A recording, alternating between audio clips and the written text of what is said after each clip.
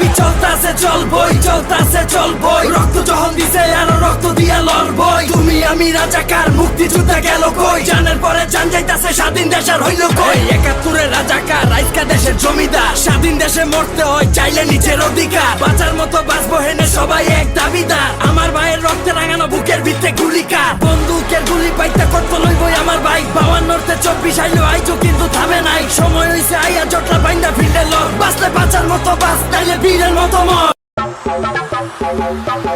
আমারে দেখা ভদ্র মনে কইরো না, উপরে নীরবতা হলেও ভিতরে ভয়ঙ্কর পরিকল্পনা।